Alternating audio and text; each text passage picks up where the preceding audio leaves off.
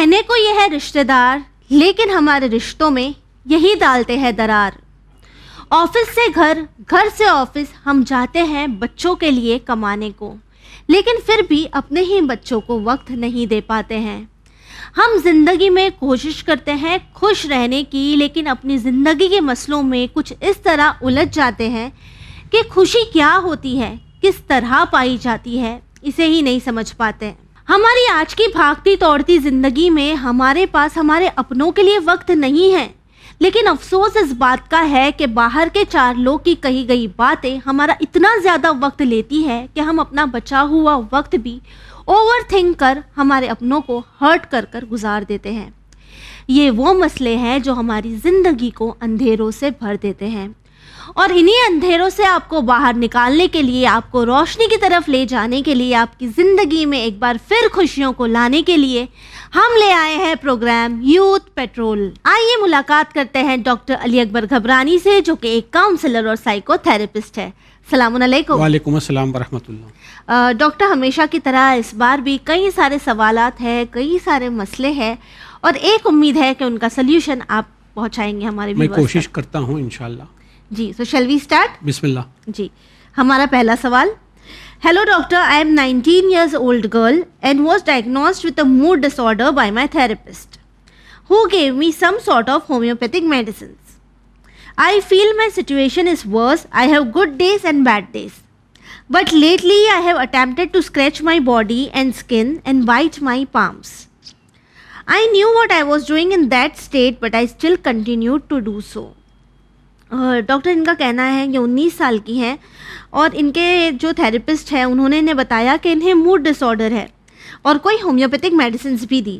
साथ ही व्यूअर्स, इनका ये भी कहना है कि आजकल इन्हें बहुत ज़्यादा ऐसा लगता है कि इनकी ज़िंदगी में बुरे दिन ज़्यादा है, गुड डेज़ भी हैं लेकिन बैड डेज़ भी हैं।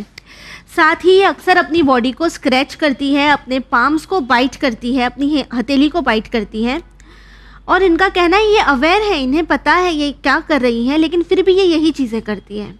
सबसे अच्छी बात यह है कि 19 साल की बच्ची है, टीन एज है जी, और बहुत समझदार बच्ची है, राइट, कि उसको ये अवेयर भी है कि मेरे थेरेपिस्ट ने बोला है मुझे कि मूड स्विंग्स होते हैं, कुछ दिन अच्छे कुछ दिन बुरे। तो डिसाइड करती है कि ये मेरे अच्छे दिन है, जब मूड अच्छा है, सब सही चल रहा है जी। अब ये जो कंपोनेंट है कि जो बुरे दिन है, वो चैलेंज है ना। अभी या तो आपके पास दो ऑप्शन है, या तो आपको इमोशन को झलने दो, इमोशंस को झलने दो, ओके, और या तो उसके ऊपर काम करो, उस अंगार को बुझा दो। और वो कैसे करना है? I am coming to that point जी, कि मैंने डिसाइड किया और यहां तक क्वेश्चन है, इसका मतलब कि ये बच्ची ये सोच रही कि मुझे इसको जलने नहीं देना है, नहीं तो ये मेरी साइकोलॉजिकल इमारत को खत्म कर देंगी। एग्जैक्टली, मुझे इसके ऊपर काम करना है, तब तक यहाँ क्वेश्चन आया। She is ready to work, right. तो now you have to decide कि खाली एक ही कंपोनेंट है आपके पास जी, कि आपकी बॉडी को आप बोलो कि मैं रूल करूंगी, आपको काम करना है, आपको काम मत करना है, मतलब मेरे दिमाग को काम करना है। ओके, मैं थोड़ा और इजी करके समझाऊं। दो कंपोनेंट होते हैं, या तो मेरी बॉडी, मेरा माइंड मेरी बॉडी को चलाएगा, दैट इज नॉर्मल, हाँ, राइट, हर आदमी, यू मी एवरीबडी। इस बेबी को या इस बाबा को जो भी 19 साल का है या है, उसको अपनी बॉडी को काम पे लगाना है कि भाई हमारे माइंड को चलाना है, अच्छा, डिसिप्लिन से चलाना है, ओनली ऑन बैड डेज। और वो कैसे करना होगा? डिसिप्लिन। चिड़चिड़ापन आएगा, गुस्सा आएगा, इमोशनल ब्रेकडाउन होगा, ये सब चीज तो है, बट मुझे उसके ऊपर पानी डालना है डिसिप्लिन का। ओके, और डिसिप्लिन का पानी क्या है? मेरा दिमाग खराब है, मैं शांत हो जाऊं, ब्रीथ ले लूं, थोड़ी शांति से बैठ जाऊं, यानी अवेयरनेस रखें, पानी पी लूं जी। अभी ये आप क्या कर रहे हो? आप अपनी बॉडी अपने माइंड को गाइड कर रही है, ट्रेन कर रही है माइंड को कि ऐसे सिचुएशन में calm down, you don't have to react, take a deep breath, have a sip of water, नहीं मुझे नहीं बोलना है, नहीं मुझे मेरा हाथ कंट्रोल करना है, मुझे रिएक्टिव नहीं होना है, मुझे कोई चीज उठा के फेंकना नहीं है। जी, बेसिकली पॉज लेना है, जैसे ही गुस्सा है pause, calm down. Self talk, self talk, आपकी सेल्फ टॉक पॉजिटिव होगी ना तो आपका माइंड ट्रेन होगा। एक टाइम में नहीं होगा, 1 2 3 4 10 50 100 टाइम में अभी आपका माइंड बोलेगा नहीं ये सिचुएशन के अंदर मुझे रिएक्ट नहीं करना है, ये सिचुएशन के अंदर मुझे कंट्रोल बी काम। जी, ये उस बंदे के लिए। जी, दूसरा एक मैं कंपोनेंट बताऊंगा कि ऐसी सिचुएशन के अंदर बहुत ज्यादा एग्रीवेट सिचुएशन कहां हो जाता है कि जब बच्ची या बच्चा रिएक्ट होता है, माँ बाप बोलते control your tongue, how can you talk to me like this, और गुस्सा आता है। नहीं अभी माँ और बेटी की, जी, ये तो प्रॉब्लम में है बच्चा, तो माँ बाप को क्या करना चाहिए, भाई बहन को क्या करना चाहिए कि उसको अच्छा उस टाइम पे उसको बोलना भी नहीं, कुछ इंस्ट्रक्शन नहीं है, ऐसा मत बोल, ऐसा मत, सुन लो शांति से। ओके, इतना सिचुएशन हो जाए कि उसको रिलैक्सेशन के लिए थोड़ी स्पेस दो, और स्पेस देने का मतलब आप उसको जवाब मत दो, दैट्स इट। जो सबसे डिफिकल्ट होता है लोगों के लिए। अगर अल्लाह ना करे, मुझे बोलना तो नहीं चाहिए लेकिन फिर भी मैं एग्जाम्पल के तौर पे दे रहा हूं, अगर उसने अपशब्द भी यूज किया है, बैड वर्ड भी यूज किया है, still you need to be calm. Understand कि she is asking for help, she is not giving bad words, she is not shouting, she is not throwing all things tantrums, she is just asking for help. उसका medium of saying is little different. जी, यानी फिलहाल ज़रूरत है सबसे पहले ये जो हमारी सिस्टर है इन्हें ये समझने की कि जब भी गुस्सा आए, जब भी ऐसा लगे कि आपका टेम्पर आपके कंट्रोल में नहीं है, आपके बैड डेज चल रहे हैं, तो आपको एक चीज़ डिसाइड करनी है कि आपका माइंड आपकी बॉडी पे रूल नहीं करेगा, आप अपने माइंड पे रूल करोगे।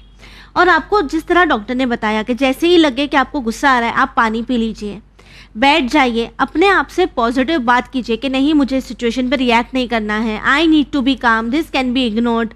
तो आपको सबसे पहले शांत हो जाना है। और साथ ही एक बहुत ही बड़ा पैगाम फैमिलीज़ के लिए है, और डॉक्टर आई थिंक ये एक जो पैगाम है तो हर किसी के घर पर अप्लाई होता है कि अगर आप देखते हैं कि आपके बच्चे बहुत ज़्यादा टेंट्रम्स थ्रो कर रहे हैं, गुस्सा हो रहे हैं, या पेरेंट्स बहुत ज़्यादा टेंट्रम्स थ्रो कर रहे हैं, तो ज़रूरी नहीं है कि आप उसी वक्त पर उनको रिएक्शन दे, या अगर उन्होंने आपको कुछ कहा है तो आप पलट कर बोले। आप उस वक्त शांत हो जाइए, आप उन्हें बोलने दीजिए, और जब वो बोल ले, शांत हो जाए, फ़ौरन नहीं थोड़ी देर के बाद उन्हें अप्रोच कीजिए एंड देन देखिए कि क्या करना है। लेकिन वही वक्त पर उसी दौरान आपको जवाब देने की ज़रूरत नहीं है। जिस तरह डॉक्टर ने कहा, आपको ये समझने की ज़रूरत है कि सामने वाला आपसे हेल्प मांग रहा है, बस उसका तरीका अलग है।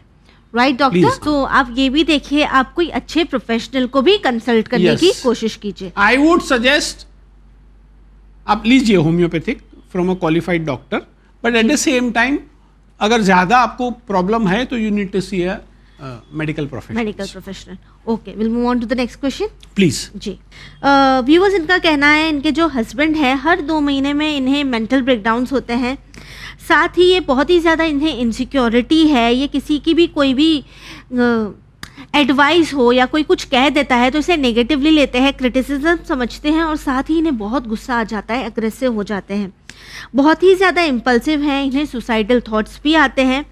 इनकी जो सेल्फ एस्टीम है वो काफ़ी ज़्यादा लो है, खुद पर यकीन नहीं है, भरोसा नहीं है, और इन्हें लगता है कि हर वक्त लोग इन्हीं के बारे में बात करते हैं। आपने इसमें 3 चीज़ें बताई मुझे जी, low self esteem, suicidal thoughts, लोग मेरे बारे में बात करते हैं। मुझे जहां तक बिटवीन द लाइन समझ में आता है कि ये बंदा जो है वो अनप्रोडक्टिव है, नॉट वर्किंग, मुझे ऐसा लगता है। तो क्या करना चाहिए फिलहाल? सबसे पहले फैमिली सपोर्ट।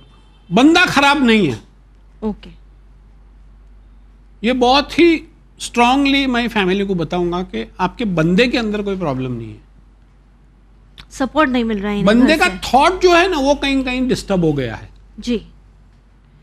इसके लिए वो अपने आप को बिल्कुल एकदम इनसिक्योरिटी, एकदम लो सेल्फ एस्टीम, अच्छा नहीं हो सकता, सब बुरा मेरे साथ में ऐसा मेरे साथ में क्यों, लोग मेरे से बात कर, मेरे लिए बात कर रहे हैं, मेरी बात कर रहे हैं, क्या बात कर रहे हैं, मतलब एकदम गुस्सा आ जाता है अचानक से, एकदम डिफिकल्ट सिचुएशन में बंदा आ जाता है।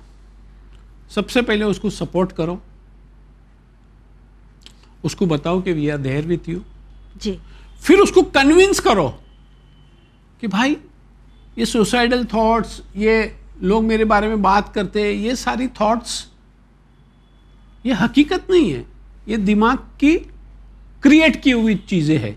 एब्सोल्युटली। तो हम आपको ले जाएंगे प्रोफेशनल के पास, हम उसका रूट कॉज जानेंगे। अच्छा, ही नीड्स प्रोफेशनल हेल्प। नहीं, स्ट्रांगली। ओके। दो चीजें आ गई है, suicidal suicide, nothing, no further talk, and second लोग मेरे में बात करें। तो ये दोनों चीजें जो है वो उसको उसकी एनर्जी सक कर रही है। अब वो ना घर के बाहर भी निकल जा रहा है, अरे लोग क्या सोचेंगे मेरे बारे में, जी जी, लोग मेरे बारे में क्या बात करेंगे, तो उसका Negative thoughts ही प्रोडक्टिविटी रहेंगे। है जो वो खत्म हो रही है।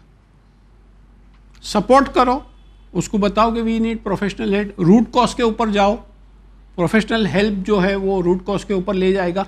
जी। फिर कुछ दवाइयां देंगे, फिर उसकी काउंसलिंग करो, फैमिली सपोर्ट करो, उसको मोटिवेट करो कि boss all set and done, जी जी जी, गोली लो, काम पे जाओ, एवरीथिंग विल बी फाइन। जी।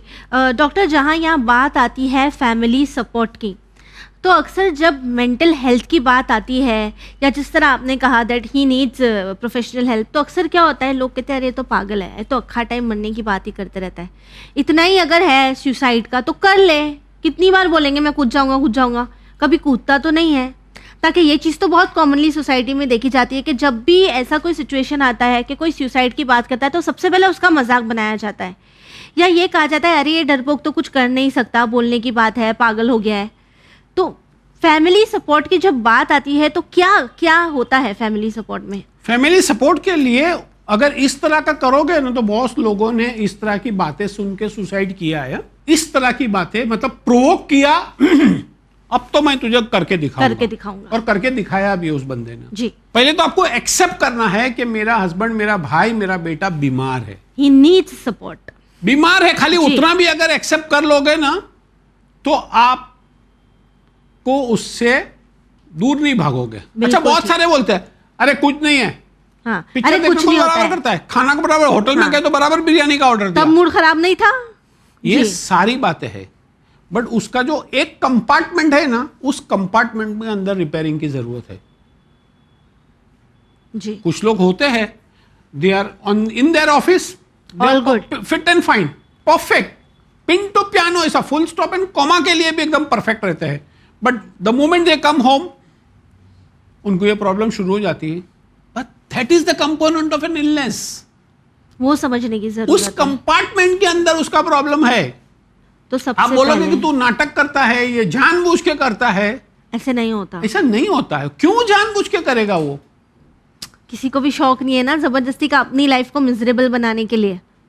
जी। मुझे, मेरा गोल क्या है ये क्वेश्चन के ऊपर के, उसको आप प्रोफेशनल के पास लेके जाओ, काउंसलिंग कराओ, उसको ये से बाहर निकालो, आइडिएशन से बाहर निकालो, जी, ये थॉट से बाहर निकालो कि लोग मेरे बात करते क्या हैं, करते हैं, तब जी। जाके उसकी सेल्फ एस्टीम जमीन से एक थोड़ी बूस्ट होगी, एक रूट की तरह खुलेगी। जी।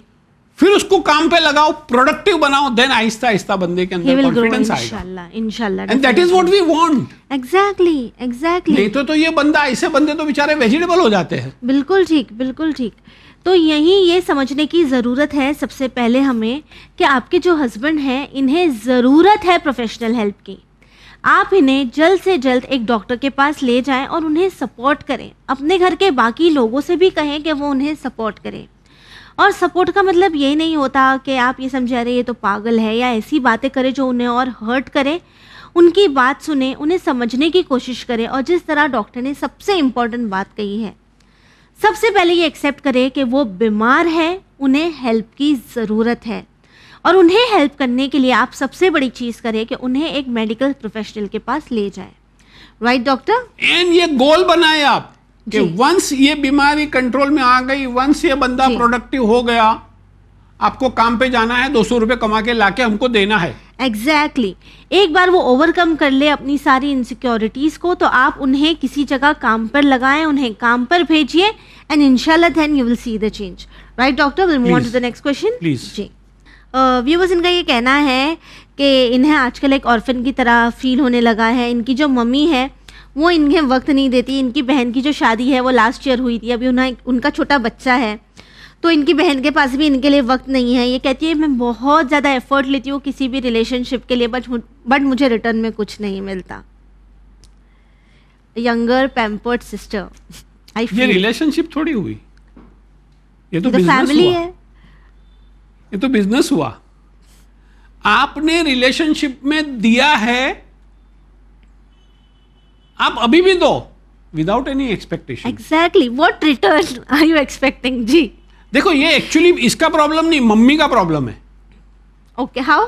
मम्मी ने इतना पैम्पर किया, इतना पैम्पर किया, और सडनली विदाउट कम्युनिकेटिंग जी कि देख बेटा ऐसा सिचुएशन है कि अभी जो बड़ी सिस्टर है आपकी, वो भी मैरिड हो गए, अभी उसकी बच्चा है, तो यू नो आपको, मुझे, हमको दोनों को मिलके हमको बड़ी सिस्टर को देखना पड़ेगा जी। अब बड़ी सिस्टर की ज्यादा रिस्पॉन्सिबिलिटी है, तो वील हैव टू हेल्प हर।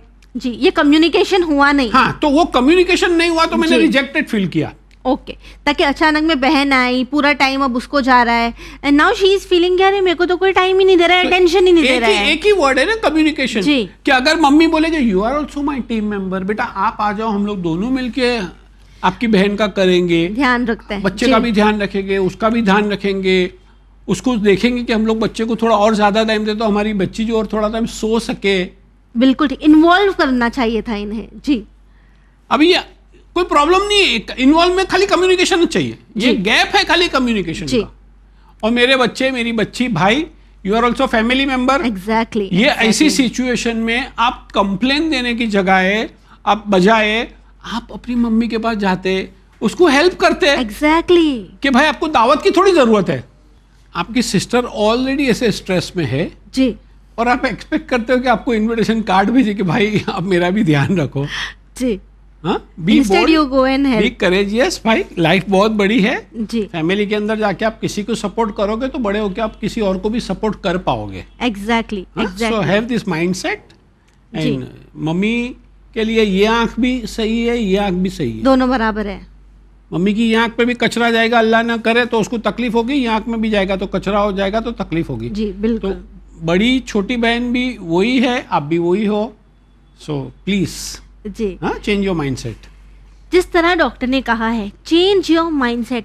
आप बड़ी हैं, आपको ये समझने की ज़रूरत है कि आपकी जो एल्डर सिस्टर है उन्हें अभी बेबी हुआ है, उन्हें खुद हेल्प की ज़रूरत है, ज़्यादा तवज्जो की ज़रूरत है, और यही वजह है कि आपकी जो मम्मी है वो उन्हें ज़्यादा अटेंशन दे रही हैं।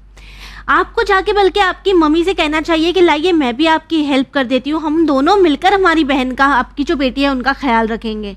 आप बल्कि ये मत सोचिए कि मुझे अटेंशन नहीं मिल रहा है। ये वक्त पर आपको अपनी बड़ी बहन को अटेंशन देना है, अपनी बड़ी बहन की हेल्प करनी है, उनके बच्चे का ध्यान रखना है, आपकी मम्मी को सपोर्ट करना है। So instead of asking for attention, try giving help. Right doctor? Please. जी, तो will move on to the next question. Please. My daughter is in 5th standard, but since few days she refuses to go by school bus. And if I force her, she starts crying. She has also turned quiet. I tried asking her multiple times if there is an issue, but she doesn't talk. माँ का जो definition होता है ना, उसका एक word होता है कि हमारा बच्चा जो बोले वो भी सुनने का, जो ना बोले वो भी, जो नहीं कहता है या नहीं कह सकता है वो भी सुनने का। आप अपने बच्चे को पूछो मत कि क्या हुआ और क्या हो रहा है, ये मत पूछो। तो पता कैसे करेंगे? दोस्त बन जाओ बच्चे के।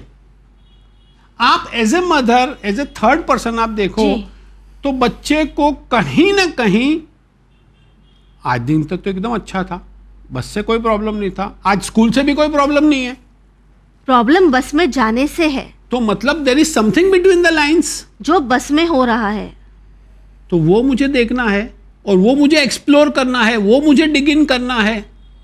अच्छा, बच्चा कभी कभी डरा हुआ भी हो सकता है, उसको या तो अब्यूज होता होगा, फिजिकल, इमोशनल, साइकोलॉजिकल, ओके, या दोस्त लोग मिलके उसको बुली करते होंगे, चिढ़ाते होंगे, या कुछ गैंग ऐसी होगी 3-4 बच्चे की। इट्स नॉट रॉन्ग, बट ऐसे कभी कभी होता है ना कि 4-5 बच्चे मिल जाते हैं जी जी कि अब ये आएगा Target तो हम लोग करते इसको हैं। बुली करेंगे, हम जी। उसको परेशान करेंगे। जी और सबसे बड़ा रेड फ्लैग माँ बाप के पास आना चाहिए कि something is bigger than what is unable to explain.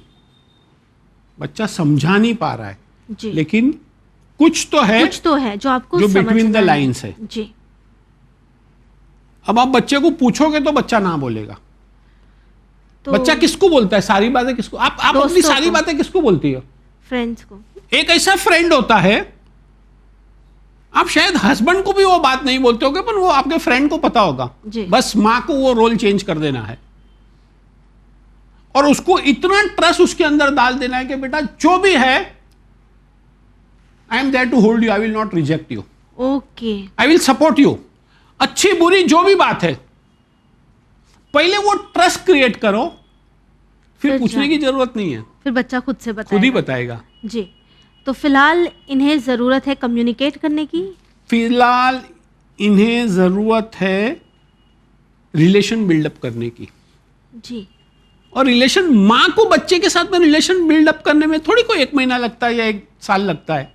जी वो तो चंद लम्हे इतनी मोहब्बत के दो कि बच्चा बोले बस यही ठीक मेरी है। दुनिया है। जी और बोल दे जो भी दिल में है वो। आप बोलते हो ना, जी हम बोलते हैं, हमारी माँ के लिए हम, मोस्ट इम्पोर्टेंट। और सब ओपन होता है माँ के पास, जी बट माँ को वो फाइन लाइन आनी चाहिए, फाइननेस आनी चाहिए कि बेटा आई एम योर मदर, कुछ नहीं है। तू फिक्र मत कर, मैं तेरे साथ हूं, दुनिया की कोई भी जंग आप और मैं मिलकर लड़ लेंगे, और डैडी है Confidence हमारे मिले। साथ में। बिल्कुल।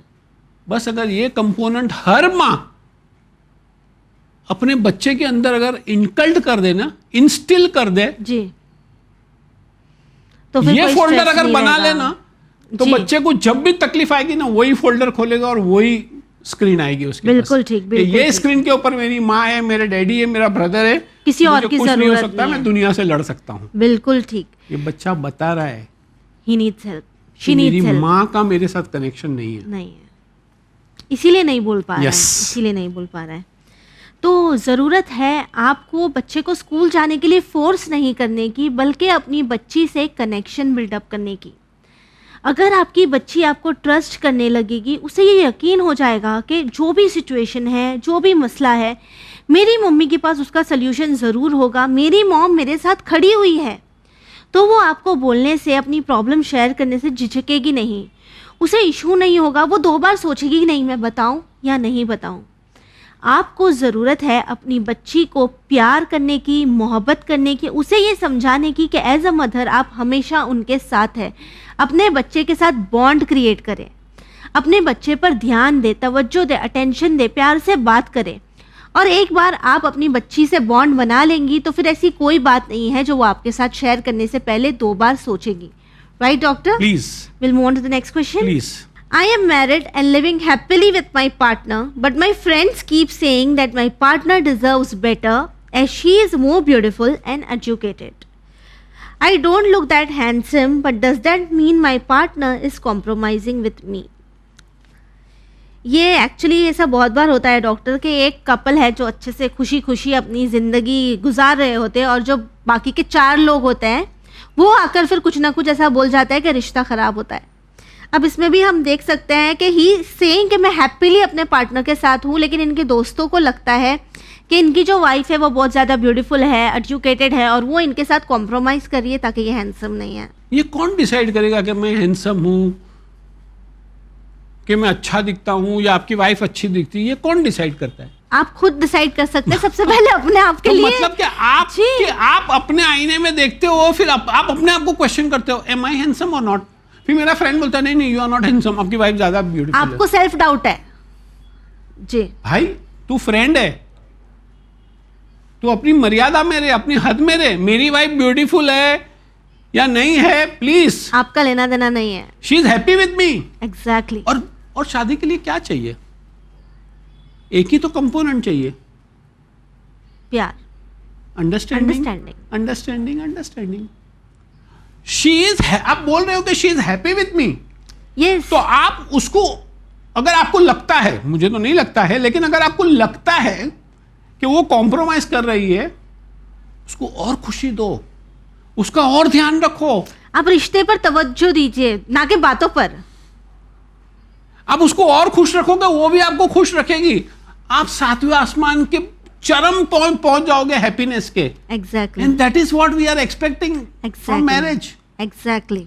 आप इनकी सुन के आपकी एनर्जी को, आपके थॉट को क्यों डिस्टर्ब कर रहे हो भाई? ये तो वही है कि हम बाहर वालों की सुन के अपना घर खराब कर रहे हैं। आपको सजदा करना चाहिए, अल्लाह को थैंक यू बोलना चाहिए कि मुझे इतनी अच्छी वाइफ मिली है जी। रादर आप अपने आप के ऊपर सेल्फ डाउट करते हो। रिलेशन मतलब ये अगर over a period of time repeated होगा तो क्या होगा पता है? वो बहुत ब्यूटीफुल है, मैं उनके काबिल नहीं हूं, आप डिस्कनेक्ट होते जाओगे। मतलब अल्लाह ने जो आपको नेमत दी है, आप नाशुक्री कर रहे हैं। And you are wasting. Yes, absolutely. आपकी वाइफ को कंप्लेन नहीं है। नहीं, आप वो कंप्लेन डेवलप कर रहे हो खुद से जी। और वो भी आप भी नहीं कर रहे हो, बाहर वाला आपके दिल में डाल रहा है, आपके अंदर इंस्टिल कर रहा है। बिल्कुल ठीक, बिल्कुल ठीक। तो प्लीज मेहरबानी करके भाई शुक्र अदा करो, enjoy your life and don't allow anybody to disturb your life. बिल्कुल ठीक कहा डॉक्टर ने। ये बात का आपको सबसे पहले ख्याल रखना है। बल्कि मैं ये फील करती हूँ कि हर किसी को अपने रिलेशनशिप में, अपनी मैरिड लाइफ में इस बात का ख्याल ज़रूर रखना चाहिए कि कोई तीसरा पर्सन आपको आकर ना बताए कि आपको क्या करना है, और आपकी वाइफ बेटर डिज़र्व करती है या आप बेटर डिज़र्व करते हैं। आप दोनों साथ हैं, आप एक दूसरे से खुश हैं, तो किसी तीसरे की बात में आकर अपने रिश्ते पर डाउट करना या अपने आप पर डाउट करना, आप इनकी बातों को इग्नोर कीजिए और अपने दोस्तों को ये बताइए कि वो लिमिट्स में रहें। और उनके पास कोई सर्टिफिकेट नहीं है आपको ये बताने की कि आप क्या डिज़र्व करते हैं या आपकी वाइफ क्या डिज़र्व करती है। अगर आपकी वाइफ आपके साथ खुश है, आप अपनी वाइफ के साथ खुश है, तो कोशिश कीजिए अपने रिश्ते को इम्प्रूव करने की, और भी ज़्यादा मोहब्बत के साथ टाइम देकर इस रिश्ते को फ्लरिश करने की कोशिश कीजिए, ज़िंदगी में आगे बढ़ने की कोशिश कीजिए।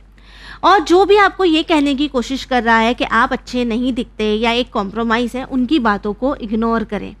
Right doctor? आप बाहर से ट्यूशन लेना बंद करें। बिल्कुल ठीक, आप बाहर से ट्यूशन लेना बंद करें, बाहर की बातें सुनना बंद करें। Right, please. Thank you so much अपना कीमती वक्त देने के लिए। आपने मुझे इनवाइट किया, उसके लिए शुक्रान, जज़ाकल्लाह, thank you very much. Viewers, हम अक्सर कहते हैं कि वर्ड्स कैन हर्ट और heal, what did yours do today. आज हम आपसे ये कहना चाहेंगे कि वो वर्ड्स जो आपकी ज़िंदगी ख़राब करते हैं, जो बाहर से आपके कानों में आते हैं, उन्हें पूरी तरह इग्नोर कीजिए, वरना यही वो अल्फाज है जो आगे जाकर आपके रिश्ते को भी ख़राब कर सकते हैं, आपके कॉन्फिडेंस को तोड़ सकते हैं और आपको ये सोचने पर मजबूर कर सकते हैं कि अल्लाह की दी हुई ये खूबसूरत ज़िंदगी खूबसूरत नहीं है। इसीलिए अगर आपकी ज़िंदगी में कोई ऐसा है जो बहुत ही ज़्यादा नेगेटिव है, तो ये आपके लिए एक रेड फ्लैग है कि आपको उनकी बातों को और उन्हें इग्नोर करना है। इसी उम्मीद के साथ हमें दीजिए इजाज़त, पर बने रहिए चैनल विन के साथ पैगाम इंसानियत। शुक्रिया।